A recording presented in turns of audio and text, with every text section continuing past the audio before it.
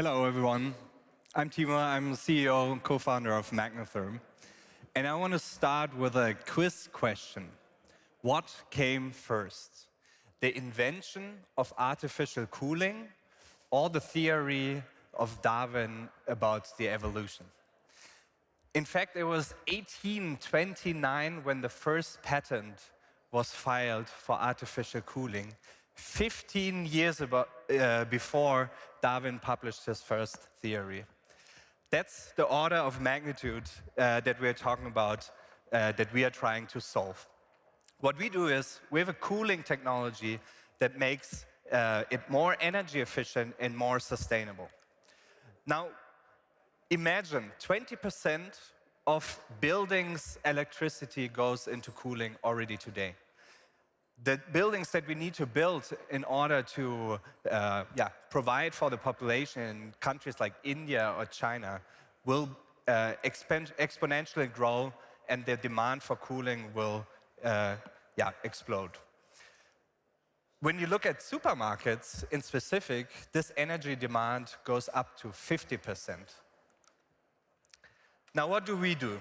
We have a new technology that is based on a so-called magnetocaloric material.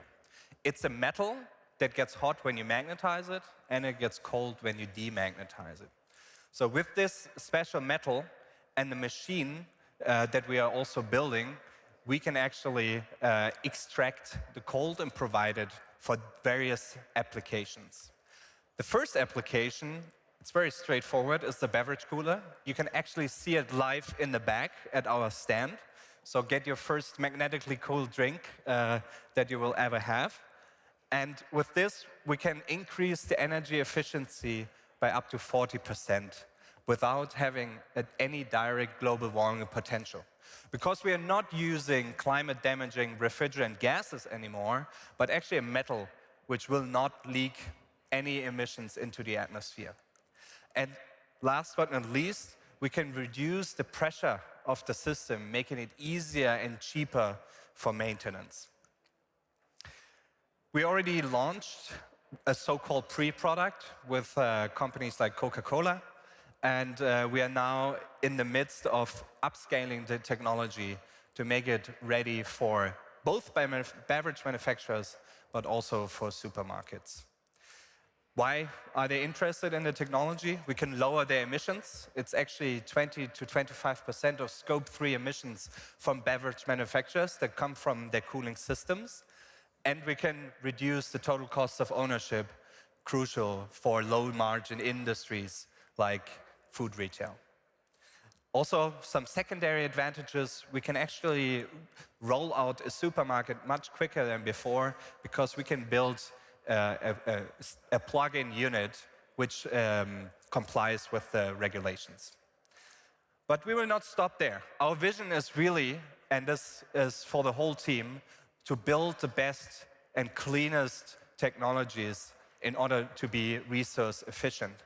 So we can take this technology, go into server or data centers quite easily, and we also have a second track of our company using this fundamental technology for hydrogen liquefaction.